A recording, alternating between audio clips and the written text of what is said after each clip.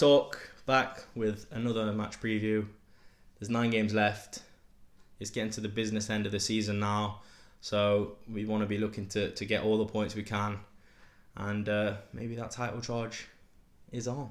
But on to the preview. It's Eastleigh at home.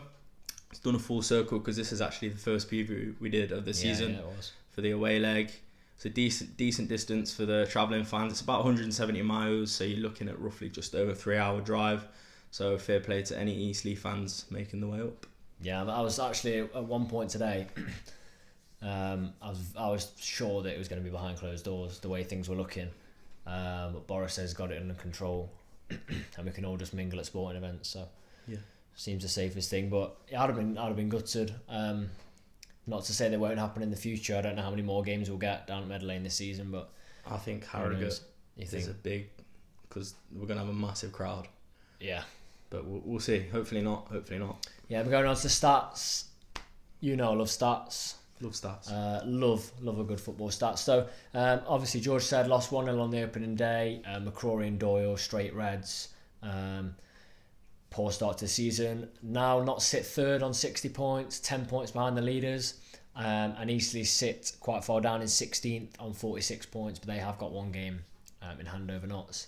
Notts have, if you include Averley, 4 straight wins, conceding 2 and scoring 12. Again, 5 came against Averley, but we're still free scoring at the minute, especially 2 at Barrow, 3 at home.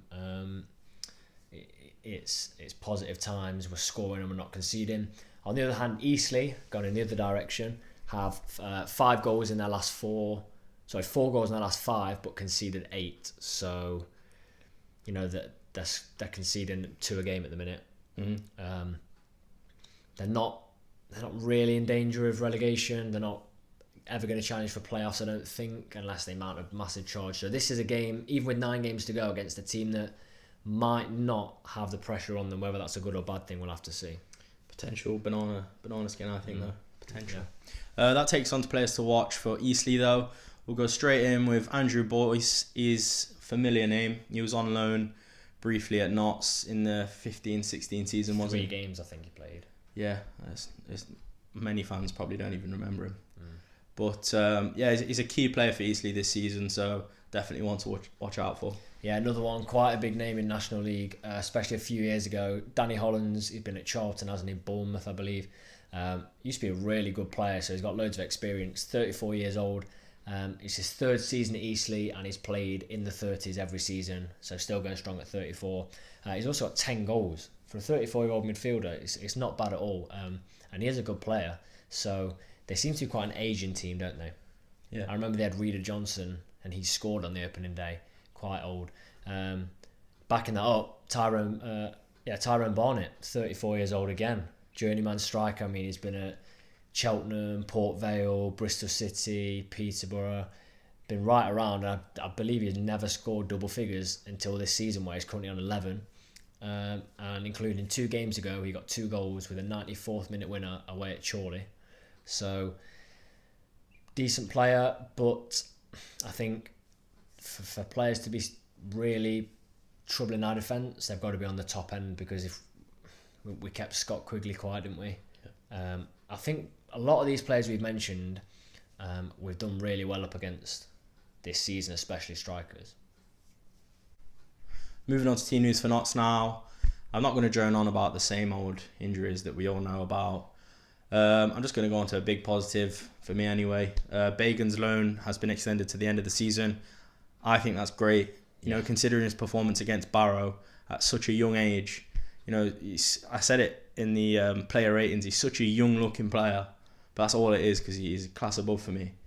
Yeah, when you get these players, sometimes you get it seems to be fullbacks, You get a breakthrough fullback that's like 16, 17, 18 years old, like that. And they just explode onto the scene. And because they've been a fullback, they haven't had the opportunities to play at first team level, and they end up being really good players. Yeah.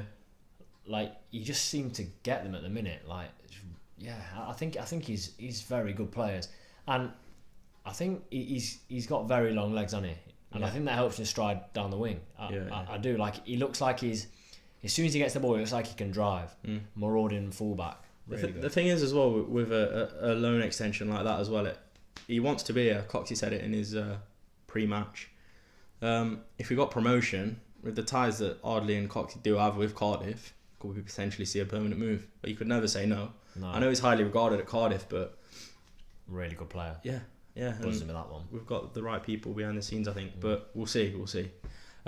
Rotation as well is worth mentioning, I think. There's obviously going to be a lot of rotation because it's such a tough end to the season. Cox just said on the interview that every player knows exactly like 2 or 3 games in advance when they're going to be needed. Yeah. So apparently they said to Rose well before Barrow, you're not going to be playing this game. Rest yourself up for the Aldershot game. And if he's saying 2 or 3 games, potentially use him for Eastleigh. But apparently they've pre-planned it to avoid any player finding out a day before they're not going to be in the squad. So I think that's good. It's good. Yeah. Good thought. Everything seems to be methodical now with Knots. Everything's pre-planned. Yeah. Formation, tactics, everything spot on. The thing with tactics, though, going off on a bit of a tangent, you know when we was going to Barrow and he changed it completely? I think that's good because you're obviously going to the league leaders. You want to confuse things a little bit. Maybe they were setting up for us to play 4-4-2. Why don't we do that against lesser clubs? I don't know, but we switched formations quite a bit. In the Far game we went to a 3. I think teams now are going to have in the back of their mind these play with a back 5 against Barrow. Yeah. Or at half time they switch with a 3. Or they play even a 4-4-2. Sometimes the wingers are wide. Or like this week they were against Aldershot, they were in. Yeah. Now we're starting to become a team like I did say in a preview or post-match player ratings that Ardley's tactics were getting stale when we weren't on the best form. Yeah, I remember saying it to James. We're becoming a bit easy to figure out. Predictable. We need to have some more complexity. And Not it's anymore. starting to happen, yeah. It's good to see. But we'll move on to our selection of players that we'd like to see in the starting 11. 4-4-2 again for me. Yeah, I go 4-4-2 as well. McDonnell in goal. Yeah. Very happy with his save. Yeah, I think we didn't mention this as well. He got the assist for Dennis's first. Yeah. And, seeing his distribution hasn't been great leading up to this game. And his performances, I think it's going to do him the world of good. Yeah. Centre-backs, got to be Lacey and Rawlinson. Yeah. Has to be. I love Lacey and Rawlinson. Right back. It's got to be Kelly Evans. I gave him a 9 in the player ratings. It's got to be. It won't. I don't know if it will be. I don't know if it will be. I would love to see it. You just see his energy and passion. His assist for Dennis's header. That is a player that absolutely loves what he does. Like there's a Twitter account as well, isn't there? Notts County Stats, and they put a thing out of points per game, and it was Brindley and Kelly Evans, wasn't it? Kelly Evans just edges it a little bit more, and the comments underneath it were all Kelly Evans is a favourite. So, I'd like to see him. You know what you're getting with him every game, 100%. Yeah. Left back, so impressed since he's come back in. You're saying it just for recording, McCrory. I can't see it. I think Bagan. He's just played 2 games after coming out of injury. Yeah. I think Bagan. Yeah, I do think Bagan, but I'm impressed by McCrory. Oh yeah, no, he's come back, fire on all cylinders. He's played really well. Yeah, Bagan, but McCrory and Bagan options, great. Unreal. Yeah. Wingers, obviously, Cal Roberts and Enzio. Yeah. Now, midfield 2 as well. I think we had a bit of an issue on Tuesday. Definitely. And for me, Cement, Doyle. I'd swap both. I'd have Doyle and Crawford in. Yeah, fair. Yeah. But I don't think we saw the best of Jim. Wouldn't mind seeing O'Brien. I think someone did say he was working the channel as well, which is very true. It is. He was sort of covering for the wingers at times. Yeah. I do like O'Brien. I would like to see Crawford get a start. Yeah. I'll agree with you. Doyle and Crawford. I think O'Brien was restricted by Rose, to be honest. I don't know if he didn't trust him or he just couldn't the way he was playing. Yeah. Because there was times when if O'Brien gets forward, you saw many times Rose gave the ball away. If O'Brien's miles out of position then and Rose gives the ball away, screwed. I mean, you saw it when they missed the open goal. I'm going Crawford and Doyle. Yeah. Up front? It's a tough one for me. This is the hardest position to choose. Obviously, Wooten, but it's who do you pair him with? Can't drop Dennis. Not after 2 goals. Definitely not. For me. He works very hard at the minute. I don't know. I think someone else comes into it though. I agree, but you've seen him at the end of the game. He was tired. Like he was. Like Kelly Evans was running into the box when he should have been. Really, he was sort of lagging behind. So I wouldn't be surprised if he is being rested purely for the fact that. But he wasn't used against Barrow. Yeah, I know that, but he did look tired on Tuesday. I'm gonna go.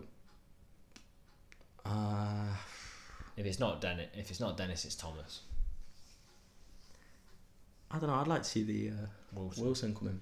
Fair enough. It's Wooten and Wilson for me. Prediction.